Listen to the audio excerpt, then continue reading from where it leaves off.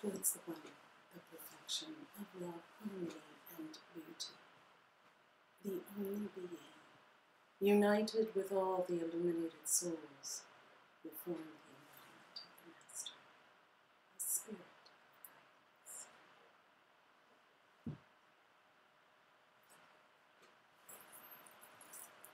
We want to welcome everyone to this wonderful and historic occasion.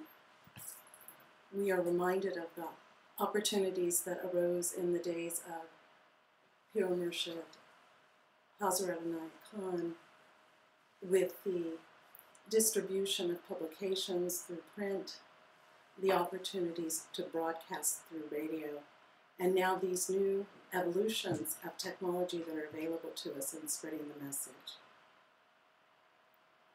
If I may, just congratulate you all, as we are all pioneers in this great experiment, and we will have a recording of it for you to all view in the future.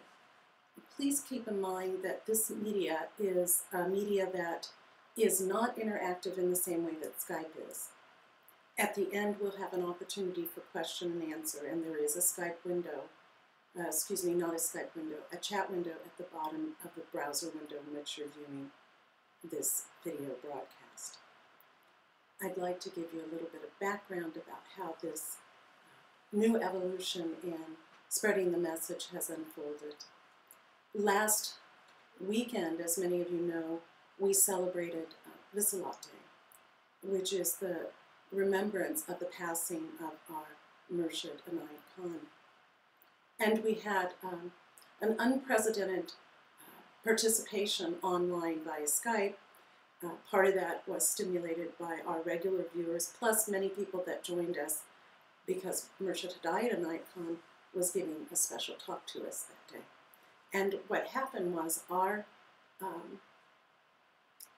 airport, our router got overloaded with all the calls, and so we thought, oh my goodness, we want our visitors to feel welcomed and at home and at ease when they join us. And so a friend of ours in Minneapolis expressed an idea to offer broadcast through this technology. So we began experimenting right away, the curious beings that Cabria and myself are, and we tried to do our best to master this technology. So at the end, again, at the bottom of the browser window, there is a feedback link. You might want to give us some feedback, or I'm sure we'll be in touch via email or Skype and other modalities.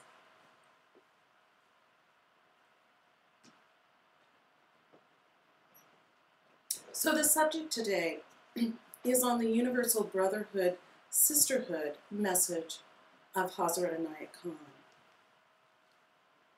I want to again remind you before we get into the subject and the actual class session that this is an experiment, and your feedback will be welcomed, and we will try to make accommodations along the way.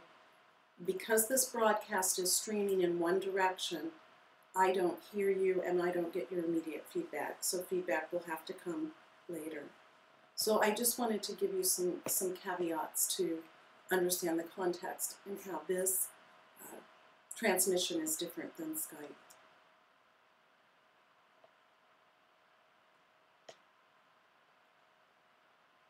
If we could begin together with a moment of silence, and in that silence, we invoke the presence of all the Masters, saints, and prophets, all the holy ones, the illuminated ones, whether known or unknown to us, who have offered to us an illuminating vibration of wisdom and compassion.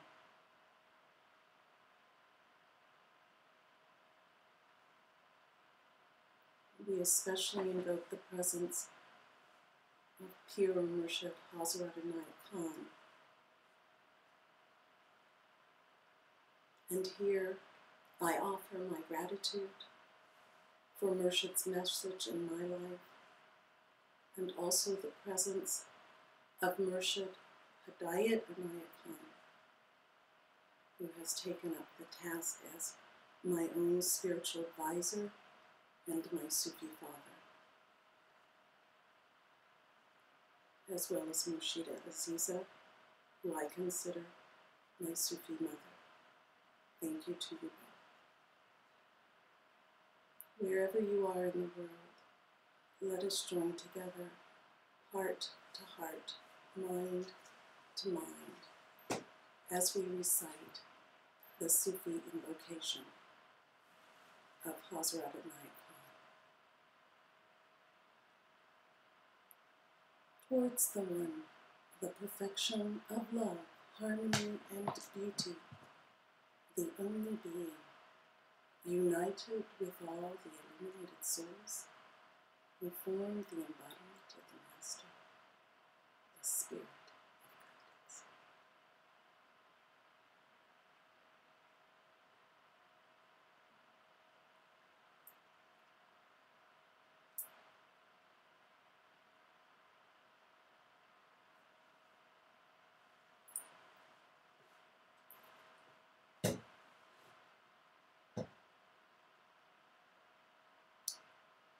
The format for the class will be much like we hold for the meditations on the message class, and we will have readings intermixed with practices that we can participate in together.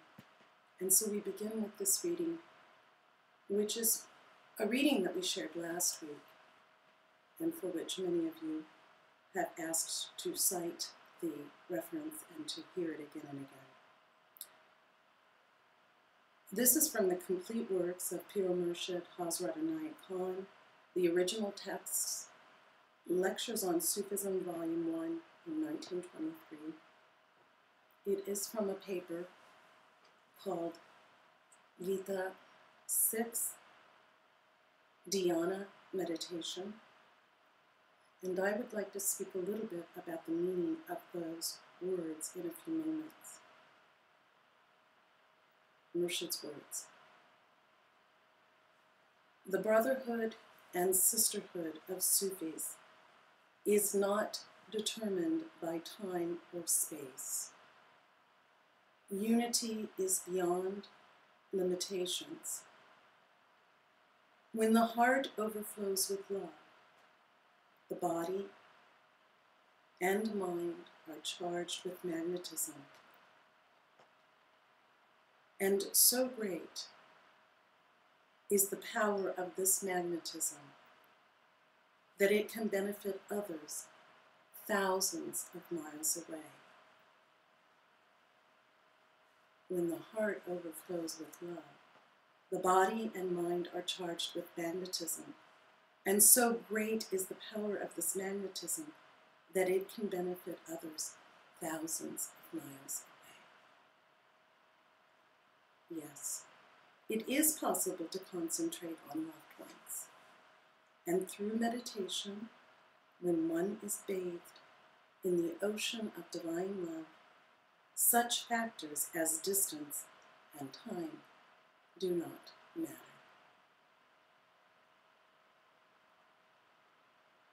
And so we unite with each other in this moment,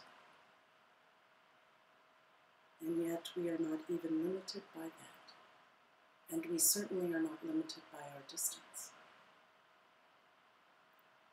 So just a brief commentary on these words, Gita Dhyana, and a little bit of background of these papers. This is a series of papers, and they have a bit of a complex history, and I'd like to offer you some explanation. When Pir-O-Murshid Inayat Khan was in San Francisco in the spring of 1923, he gave many public lectures, and those have survived or some of them have survived and have been culminated in this text, the complete works. But at that time, he also gave the privilege to his students to offer private classes. Those were for initiates, those that had been initiated by Pir-O-Murshid Rabia Martin on behalf of Hazrat Inayat Khan in his absence. And it may be noteworthy that she kept that work alive for 12 years in Murshid's absence while he traveled in other parts of the world, not returning for 12 years back to America.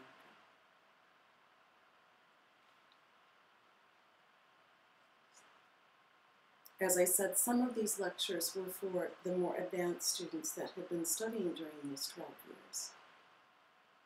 And this is the term that are given to these papers, the Gita Dhyana. There is some speculation, according to the original transcripts. It is said, and it is noted, that Inayat Khan asked or said, "I'm not sure if anyone here knows how to take shorthand." By saying that, he wasn't requiring someone to take it, but subtly suggesting that someone take up that task. And take up that task they did. For we see in the hand of both Murshid Rabia Martin and then Samuel Lewis, who was to become Murshid Samuel Lewis, that they have written down these notes of these lectures.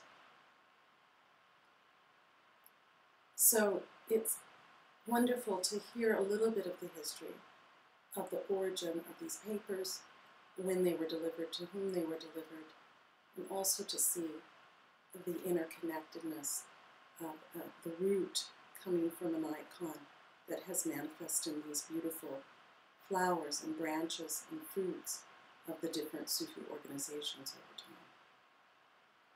Now a little bit about the words Gita and Dhyana.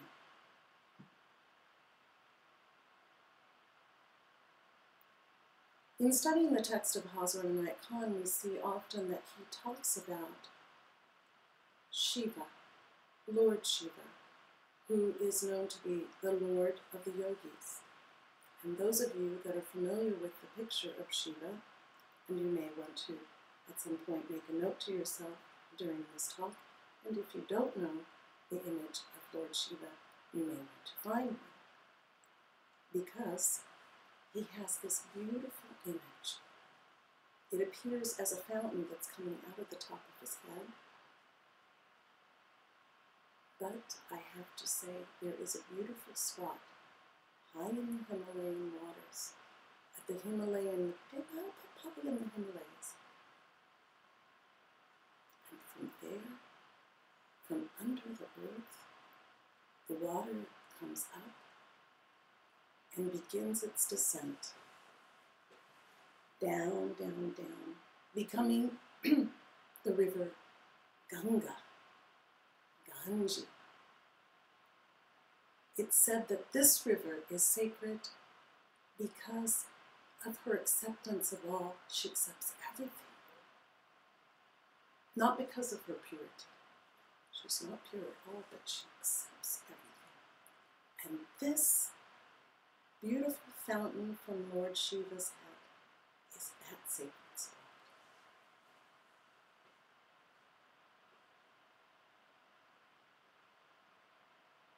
And if I may say so myself, I have had the great privilege of visiting that spot in India. So in this moment, I am tuning to that sacred spot. And if we tune together, perhaps you can feel the resonance and the vibration of that beautiful spot at the crown of Lord Shiva that we see on this earth.